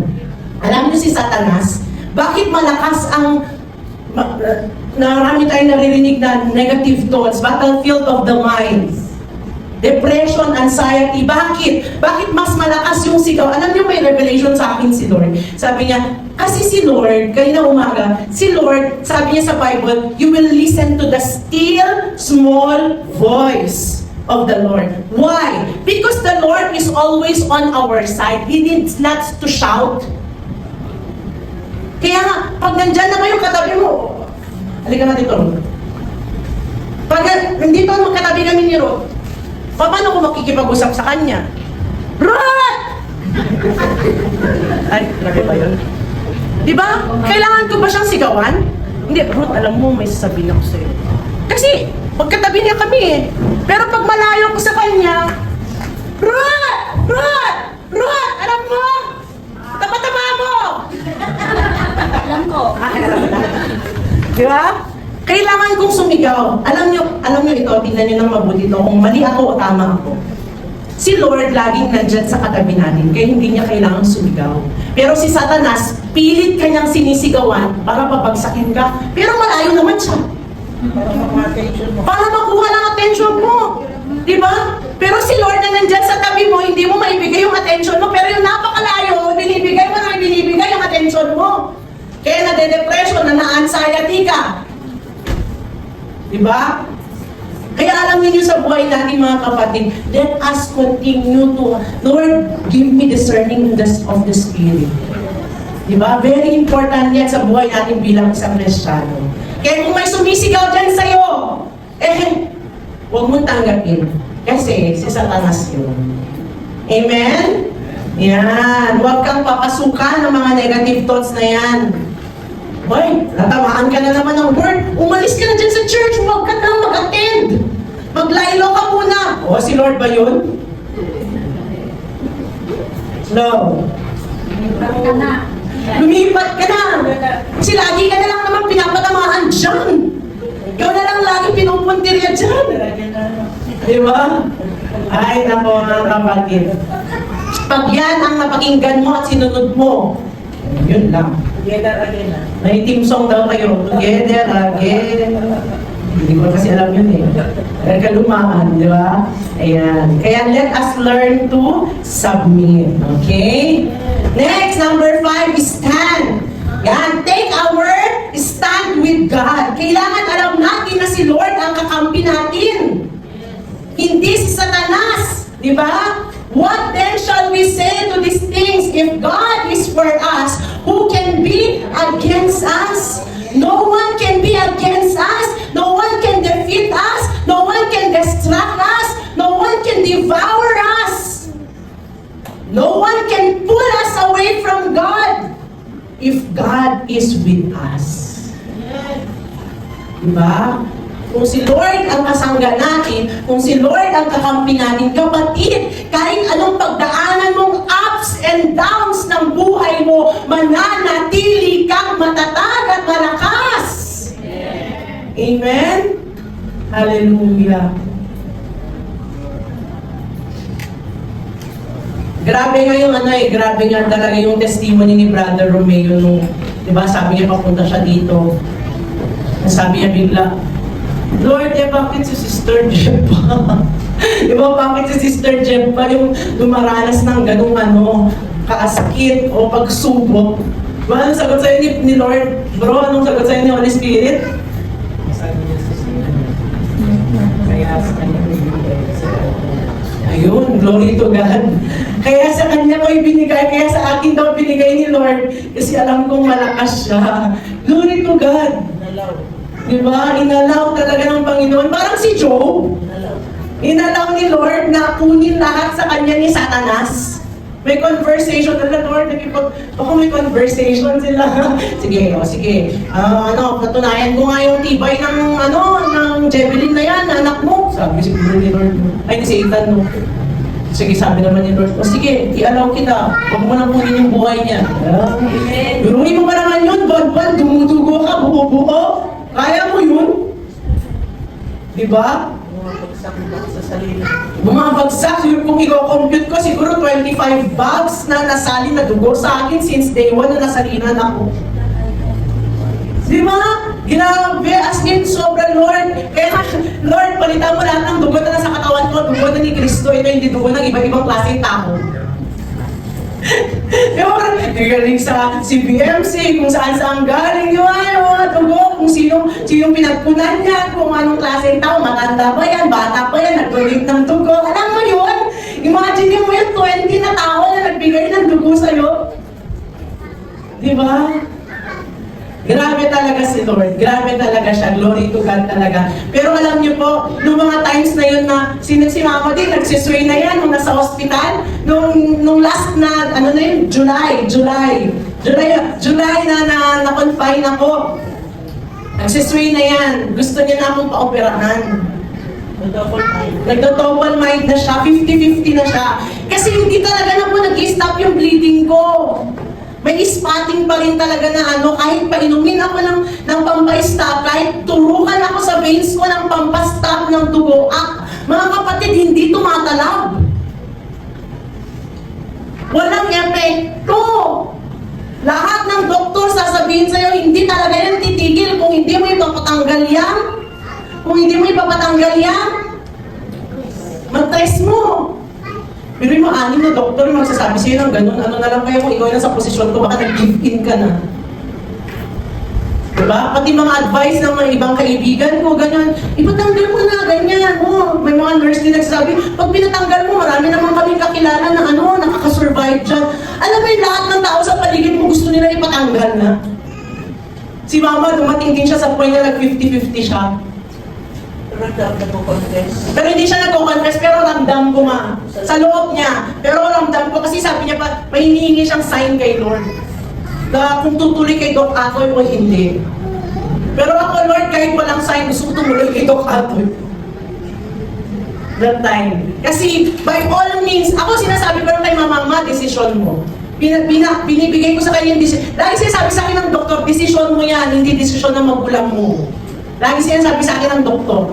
Pero lagi akong nag-ask kay Mama, anong desisyon? Kung sige, kung ano man ang desisyon mo, sige po, susundin natin. Pero sa loob ko, Lord, gusto ko muna last na, please. Yun yung pinagpe-pray ko sa heart ko. Praise God! I took my stand with God! And if God is for us, who can be against us? Amen. No sickness can defeat you. No trials can harm you. Amen. No power of darkness can rule over you because you are with God. Sabi sa Romans, nothing will ever separate us from the love of God. Amen? Amen ba? Kapatid, sabi mo sa katabi mo, take your stand with God. Hallelujah. Thank you, Lord. Amen? Yan, ito. Sabi niya dito, this verse declares the unmatched power and protection of God for those who are in Christ. Kung alam mo kapatid, yung stand mo, firm yung faith mo, firm yung stand mo, firm yung pananampalataya mo, that God is with you kapatid. No match. Walang match. Matchless yan. Walang makakatalo sa kapangyarihan ng Panginoon sa buhay mo. Amen? If God, the creator of the universe, is on your side, no force, enemy, or even circumstances can ultimately prevail against you. They can just distract you, but they will never prevail against you. Alam mo yun? Kasi hindi ka makuha eh. Kasi hindi ka nila maalis sa will ni Lord sa buhay mo. Kaya ginagawa nila, pilit ka nilang ginugulo. Diba? If they cannot get you, they will just distract you. Diba? Kaya huwag tayo mapag-distract sa kaaway. Amen? Yan ang tatandaan natin. Walang match. Ano ba Tagalog ng walang match? No match. Diba? Ha? Walang katapat. No match. Pag sinabi mo, no match ka sa akin. Diba? Pag sinabi mo gano'n, maintindihan mo na eh, diba? No match, no match. Ang kapangyarihan ni Satanas sa kapangyarihan ng Diyos. Amen? Yan. Kaya, take your stand with God. Hallelujah. Sabi ka mo sa katabi mo, sino kakampi mo? Yan. Hallelujah. Dapat alam natin kung sino ang ating kakampi, mga kapatid. Yan. Hallelujah. Next. When you stand with God, you stand in His strength, not your own. And with that, nothing will be able to separate us from Him. Hindi po tayo, sabi nga, sino ba nagsabi dun? Si Paul ba yun? For where I am weak, then I am strong. Kung saan ako mahina, dun ako papalakasin ng Panginoon. Amen? Ayan. Alam niyo po, speaking ng palakasan or speaking ng ganong sitwasyon, alam niyo po may mga tao or may mga Kristiyano na sasabihin nila, Pastora, o Ate Jeff, o kung sino man, magpaalam muna ako kasi kailangan ko magpalakas. Saan ka magpapalakas? Sa tingin mo pag nagpaalam ka, magiging malakas ka talaga? Kapatid, kapag umalis ka sa source, nangihina ka na nga, umalis ka pa sa source, sa tingin mo magiging malakas ka pa talaga? Baka mawala ka na ng tuluyan. Kung mapalad ka, nag-stay ka. Pero kung hindi ka mapalad, at di ka inalagaan ng Panginoon, baka wala ka na. Kaya yung mga nangihina, huwag niyong gawin bokabularyo na magpahinga muna ako o magpalakas muna ako. Wow! Kasi the more na nagpapalakas kayo away from the Lord, you will be defeated by the enemy. There's no covering. Kasi pag nagpaalam ka na, wala nang protection sa'yo si Lord. Lumabas ka na dun sa umbrella. Di ba? Of God's protection. Pero hanggang nasa umbrella ka ng protection ng Panginoon, kahit nangihina ka, may mga mananalangin sa'yo para maging malakas. May shield ka, may protection ka, may strength ka. Diba? Kaya huwag kang basta-basta magpalakas on your own. Kasi mga nagpapalakas on their own, mas talong nawawala.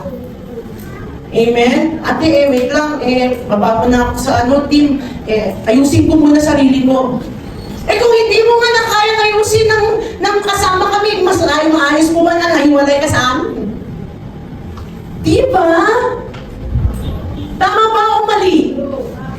Tama, diba? Kasi tanggalin natin yung notion na yun na pag nangina ako, kailangan ko muna dito muna magpalakas muna ako sa sarili ko. Hindi ka magiging malakas on your own. Kaya nga sabi ni Lord, fellowship! Diba? O kaya mga, unahan ko na, mga senior citizen. Mga senior at hindi senior, pwede sumama. Mag-fellowshipping tayo sa Sasa. Beach resort sa Gonzaga. Diba? Ano gagawin natin doon? Wala. Magkakwentuhan lang. Relax, relax. Walang magluluto kasi may restaurant doon. Mura lang yung pagkain doon. 88 pesos lang. Wala na maghuhugas. Diba? Time to relax. Diba? Maging donya at donyo. Senyorito at senyorita. Muna ang bawat isa doon. Sabi ni Mama, para sa senior lang. Hindi ka rin sasama. Hindi ka rin sasama si Mama Nes. Diba? Hindi ka rin sasama si Daddy Joe. Hindi pa siya senior. Hindi ka rin sasama si Tita Minda. Diba? Hindi. May kasi may continuation para sa mga senyorito at senyorita. Diba? Pag senyorita, mga kababaihan. Pag senyorito, mga kalalakihan. Kaya kahit hindi ka senior citizen, kung senyorita ka, pwede kang sumama. Diba? Relax, relax lang, banding-banding. Kwento-kwentuhan lang. Mga couple, mga nanay at tatay. Okay? Kung yung asawa mo ay nasa malayong lugar, okay lang yan. Sumama ka pa rin. Okay, kung yung asawa mo ay pumanaw na, okay lang yun sa mga kapatid. Kasi si Camita, nasa malayong lugar, si Mama Te, nasa pumanaw na. Diba? Tumama ka pa rin, magiging masaya tayo. Alam ninyo, mga kapatid, sa akin lang ito ang nararamdaman ko. Ako po, masaya ako. Hindi ko po alam kung parehas lang tayo ng nararamdaman. Kasi po ako, every time na may nag-i-invite sa akin, ate, labas tayo. Ate, fellowship tayo. Alam mo, yung ano sabi ko nga sa kanya, kahit di nyo naman ako ilibre, okay lang, may baon ako sa may baon ako sa sarili, magkipagkwentuhan lang kayo sa akin, masaya po ako na nakikipagkwentuhan ako. Parang super gumagaan yung feelings ko kapag ka nakikipagkwentuhan ako sa mga iba't ibang klase ng tao. Kagaya na naman kagabi dun sa kay Mama Te, may napagkwentuhan na naman ako na matagal na kami nagpaplano na lumabas, pero hindi pa tuloy-tuloy, sobrang busy, teacher siya. Pero doon pala kami nagkatagpo sa kay Mama Te. O doon, nag-usap kami, tagal namin nag-usap. Kaya alam niyo mga kapatid, ang saya makipag-fellowshipping sa kauri mo. Yes nyo? Ka-same spirit mo.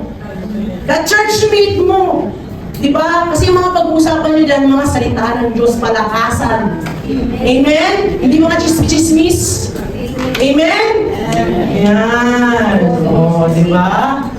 Kaya nga nung lumabas kami, kahit bumabagyo, nagbalay-baybay kami. Kasi hindi kami nakapunta ng Baguio, kaya kami na lang pumunta ng Baguio. Ay, yung Baguio na pumunta para sa amin. Anong pinasatabing dagat kami bumabagyo? Takot na takot si Mama, speak in tongues na speak. From the start na pagdating niya hanggang pag-uwi kinabukasan, wala yung speak in tongues. Takot na takot, first time atang binagyo sa tabing dagat. Lalo tabing dagat kasi yung balay-baybay. Tapos nagsiswimming kami bumabagyo. Yung mga puno ano-ano na. Silipad na kami ng hangin. Grabe pala ang bagyo sa tabing dagat, no? Lakas ng impact. Tapos yung mga tauhan naman doon, mga staff.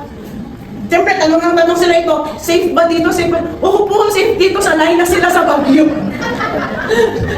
sanay na sila. Pero alam mo, that moment, nung gabi na yun, meron kasi akong card. Gusto ko kasi yun, yung card na may question. Kami, turn around kami ng card. Naka-apat ata kami na rounds. Naka-apat kami na rounds. Alam mo yung random question lang? Pero yung random question as the spirit leads pa rin. Grabe! Si Doris, may nalaman siyang bago kay Mama. O si Mama naman, may nalaman na bago sa bawat isa. Alam mo yung kahit matagal na kayo magkakasama, kung mahilig kasi ako sa yung random question lang na pupunutin mo tapos sasagot siya, malalearn ka sa experience niya dun sa sagot niya. Ang ganda nun, promise, di ba? Kaya sobrang saya ko na nakikipag-fellowshipping sa mga kapatiran. Ewan ko lang kayo kung naiinis na sa akin. Di ba? Ayan, okay? Sabi ko nga, baka naitanim na sa utak ng mga kabataan na hindi na ako pwedeng imbitahan. Kasi sinabi ni Mama noon, syempre nung nag-medication pa ako, huwag nyo nang munang anuhin si Jeff sa labas-labas na yun. Kaya itong mga kabataan na to, hindi na talagang pinapansin. Hindi pa na talaga ako in-invite. Kasi syempre sinunod lang naman nila si Mama. Huwag yung yayain yan, ha? Maglalalabas. Ayun lang. Pero ngayon, pwede na mo, may sarili na akong bago. Picnic tayo. May picnic tayo. Yan. Wag lang ating gabi, okay? Yan. Note with God on your side, no adversary or difficulty can defeat you. Trust in His sovereignty, walk in faith, and stand firm knowing that victory is assured for those who are in Christ. Sabi nga, lagi ko pong itong kinokol kasi this is one of my favorite verse. Siguro, kaya ganito din pinagdadaanan ko kasi matindi din yung favorite verse ko. Romans 8:37. Ano na ba ulit yan? God will make you more than conquerors in Christ Jesus. Yun ang lagi kong dinedeclare. Siguro kaya grabe matindi din kasi more than conqueror. More than conqueror. Matindi mga bata lang pagdadaanan mo pag more than conqueror ka. Di ka naman pwede maging conqueror na walang bata lang pinagdaanan, di ba? Tama ba? Pwede ka ba maging victorious na walang victory na pinagtagumpayan? Di ba hindi? Trials na walang pinagtagumpayan. Yan. Kaya sa buhay natin, if God is with us, no one can be against us. Number 6, pabilisan na natin. Renounce. Meaning forsake, reject, formally declare one's abandonment of claim, right, or possession. Reject or stop using or consuming, renouncing any past involvement in ungodly practices or behaviors is vital to close spiritual doors. Yun yung importance ng renounce. Kailangan mo talaga i-renounce yan. Kung ikaw noon ay nag-spirit of the glass pa, sino nag-spirit of the glass dyan? Sino nag-spirit of the glass dyan? Masama yun. Ha? Kailangan mo i-renounce yun. Kailangan mo yun, i-confess mo yun. Diba? May mga activities ka doon na ginagawa na hindi in line sa gawain ng Panginoon, kailangan mo yun i-renounce.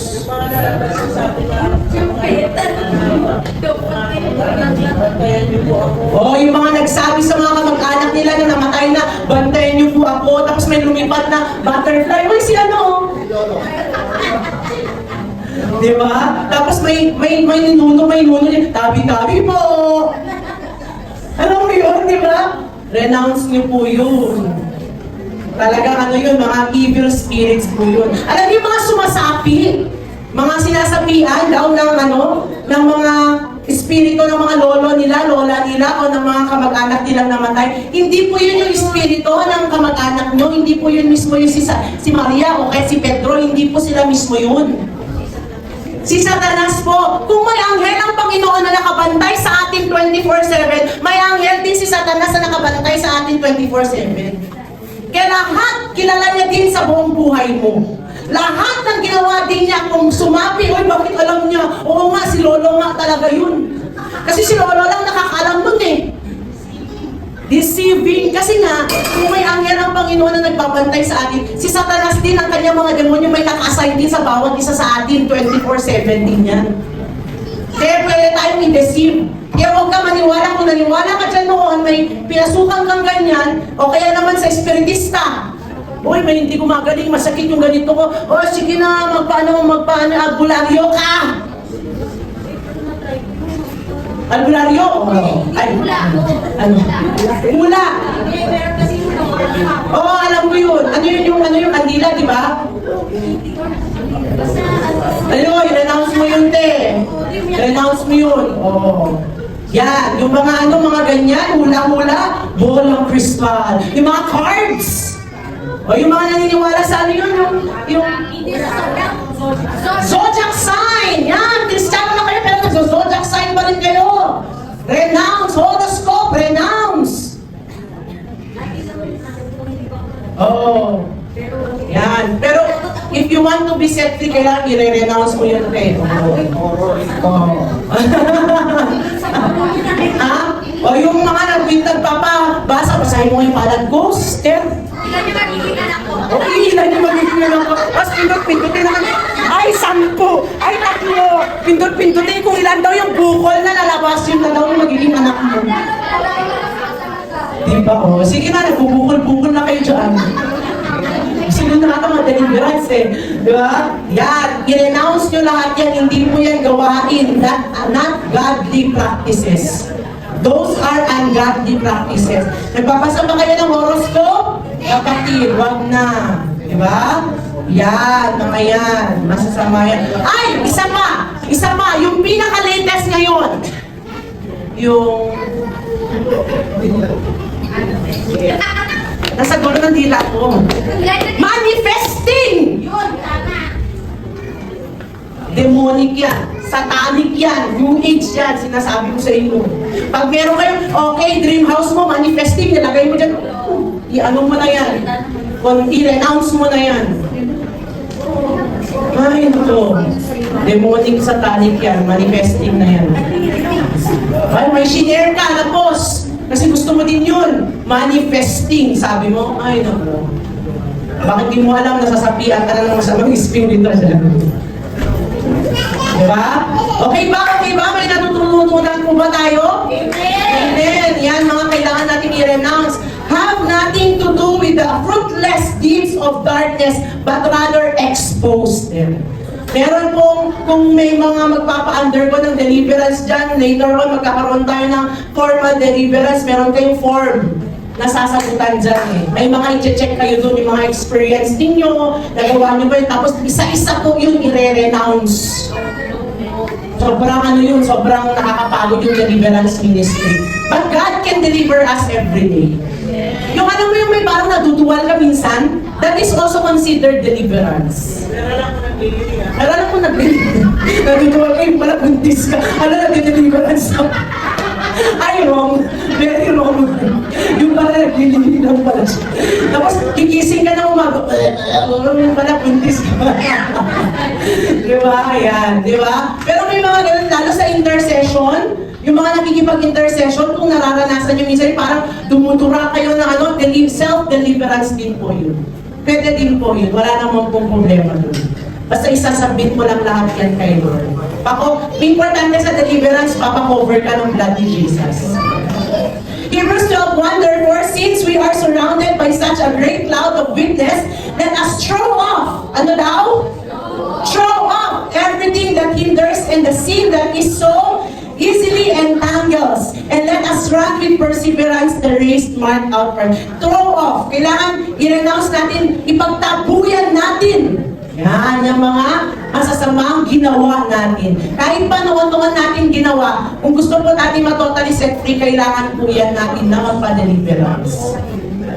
To throw off means to intentionally release ourselves. Kaya nga po, yung mga ano po baka hindi nyo po alam, pero alam ko may mga nakakalam na sa inyo. Kasi po ako nangyari po sa buhay ko ito. Personal experience ko po ito. Anyway, kakat ko naman, i-edit ko naman yun. Personal experience ko po ito. Ako po ay, alam naman ng asawa ko din. Ako po, bago po ako, kabataan pa lang ako, yung long-term relationship ko po, I have been in fornication. I've experienced fornication. What is fornication? Sex outside marriage. Alam niyo po, nung nag-break kami po, nag-renounce po ako. Kasi kapag once na nakipag-fornicate ka outside, nakipag-sex ka outside marriage, you are having soul tie. Nakatali ka na dun sa, hindi lang sa tao, kundi sa spirito na meron yung tao na yun. At pwede maghiwalay kayo, pero nakatali, nakagapos ka pa rin sa kasalanan. Kaya nung ako po ay, ano pa yun si Pastor Obed pa ata yun meron dito, nag-renounce po talaga ako. With the guidance of Pastor Obed din. Kaya kailangan talaga na kung may mga ganong experience, mga kabataan, i-renounce mo yun. Kasi soul tie yun. Yan, pwede yan napasukan at panghawakan ng demonyo sa buhay mo para hindi ka ubunlad at hindi mangyari yung calling ni Lord sa'yo. Diba? Kaya mga kapatid, throw off, intentionally release ourselves. Intentionally release yourself from that demonic and satanic act. Amen? Amen ba? Amen ba? Ay, nako, kayo talaga. Yan. Taga-amen na nga lang kayo, hindi nyo pa magagawa. Okay, number 7, last, release. Prepare to be released from every curse. Pag magagawa po natin ito, yan, from number 1 up to number 6, mga kapatid, the next thing na ma-encounter natin at mararanasan natin is that we will be set free. Yan. Galatians 3:13, Christ hath redeemed us from the curse of law. Mga kapatid, pinalaya na po tayo ng Panginoon. Pero pilit tayong ginagapos ng demonyo sa mga nakapangyayari sa buhay natin. Kaya kung gusto natin totally na makalaya sa pagkagapos ng demonyo sa atin, mga kapatid, what we need to do is this step by step, 1, 2, 6, so that we will be set free. Yan, yan. Kasi tinapos na ng Panginoon yung sumpa at pwede na tayo maging malaya anytime we are ready. Who wants to be set free totally and completely? Amen. Hallelujah. No, only in Christ, all curses are broken, and believers are empowered to live under the fullness of God's blessing through faith. Let go of fear and walk confidently in the freedom, grace, and spirit-filled life that Jesus has secured for you. Kanino daw po matatagpuan ang tunay na kalayaan? Only in Christ. Walang pera, walang ospital, walang kahit sinong tao ang makakapagpalaya sa atin. Only in Christ. Amen? Yan. Conclusion, it is hard to submit to deliverance. Honestly, it is hard to submit to deliverance if we are not living an all-out life for God. Deliverance is not a joke that anyone can just imitate or do. This is a deep spiritual battle. But if you will be willing and submissive to deliverance by following all those steps, ano yung number 1? Faith. Number 2, repent. Number 3, forgive. Number 4, submit. Number 5, stand. And number 6, renounce. Sincerely, with a sincere heart, you position yourself to receive God's deliverance and will live in the freedom God has promised. Therefore, the decision is yours to make. The choice is yours to take. If you want to be set free totally, you should submit to deliverance. Again, kapatid, the decision is yours to make. The choice is yours to take. If you want to be set free totally, prepare yourself to submit to deliverance. Amen? Hallelujah! Kaya po sa buhay natin, let us continue to talk and to talk to God every day in our life para hindi po tayo ma-misled. Amen? Amen? Praise God. Tayo po lahat ay tumayo sa oras na ito at tayo po ay manalangin.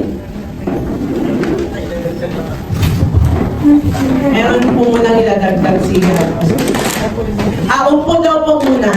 So may idadagdag lang po daw siya. Pagdating doon sa forgiveness, di ba, may forgiveness na tinalakay doon sa steps na tinalakay ni Jen. Pagdating kasi sa forgiveness, kailangan pa rin natin mag-confess, mag-ask ng forgiveness. Halimbawa, may tao tayong nasaktan. Kailangan pa rin natin mag-ask forgiveness. Kasi pag hindi tayo nag-ask forgiveness doon sa tao, hindi natin na-release yung forgive me, matawad sa nagawa ko, hindi ka totally ma-release. Kasi pagka sinabing forgiveness, kailangan mo pa rin i-confess yung asking forgiveness. Meron ako example. Example ito na talagang totoong pangyayari.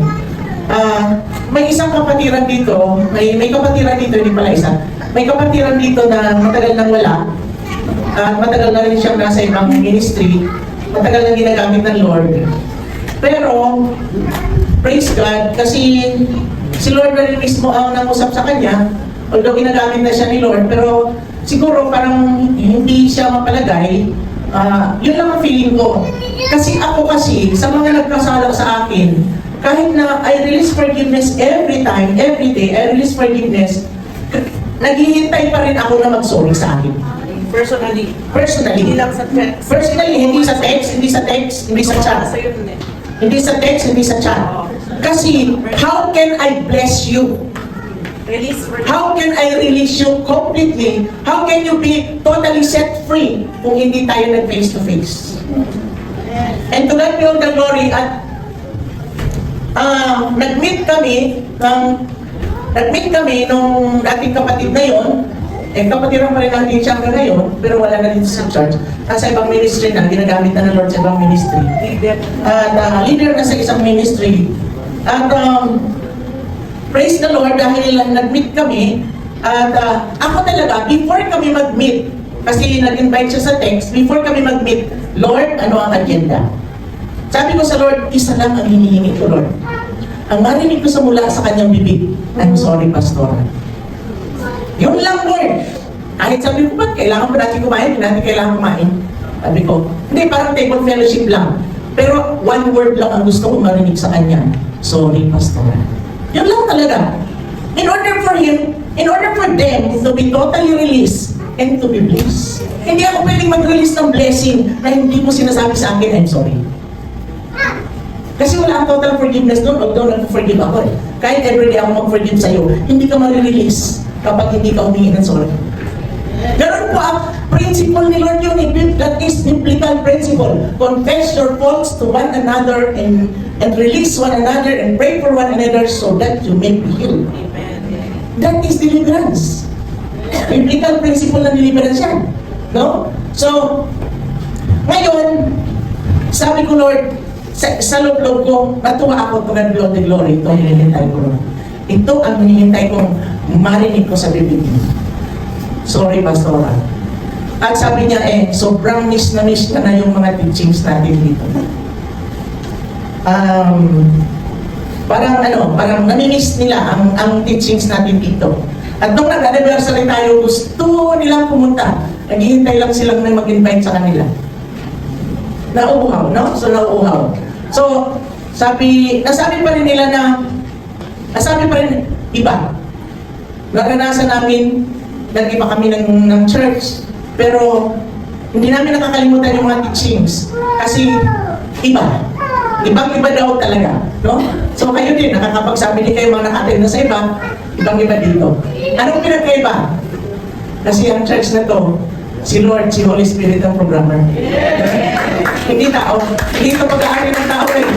Diba? Hindi ito pag-aari ng tao. Kaya sila mismo, kahit ang taas na ng posisyon nila dun sa church sa kinalalagyan nila, pero nasabi nila sa akin kahapon sa harapan ko, ibang-iba. Ibang-iba daw po. No? So yun. Pagkatapos nun, magsaseparate na kami, sabi ko mag-pray muna tayo. Nag-pray kami. And then, sabi ko, Lord, I release forgiveness and thank you, Lord, na mula sa kanilang bibig ay narinig ko yung salitang sorry. That is very important confession. Sorry, the I'm sorry is a very important confession. And I release forgiveness to them. I totally release them, Lord God. Gamitin mo sila mightily sa iyong kingdom. And then, I release the blessing of the Father. The Lord bless you and give you. I release the blessing. Why? Kailangan ng total release. No? So kasi hindi sila makaka-take off. Hanggang hindi sila nakikipag face-to-face na magsabi ng gano'n, hindi ka makaka-take off. Bakit? Wala naman akong kasalanan. Sabi ko, may kasalanan sa inyo si ganito, pero ako ang nilayasan nyo eh. Wala kayong paalam. Ilang beses namin kayo nag-reach out, pero wala. Wala. Kaya sabi ko, hindi ako may kasalanan sa inyo. Yung si ganito may kasalanan sa inyo, pero nilayasan nyo ako sa akin kayo nagalit. Diba? Yung mostly naman dito sa mga nagsilayas eh. Hindi naman ako nagkaroon ng kasalanan sa kanila. Diba? Sa totoo lang. And then hanggang sa na-confess ko yung mga umalis, anong dahilan, doon lang nila nalaman. Ganun pala yun. Doon lang nila nalaman. Ganun pala yun. No? So mga kapatid, it is very important to say, I'm sorry. And the person that you have offended will say, I forgive you, I release you, I bless you. Yun po yung principle of the Bible. Yun ang tamang total deliverance about sa forgiveness. Yan. So, ngayon kung merong mga magsasubmit for deliverance, mas maganda po yung one-on-one.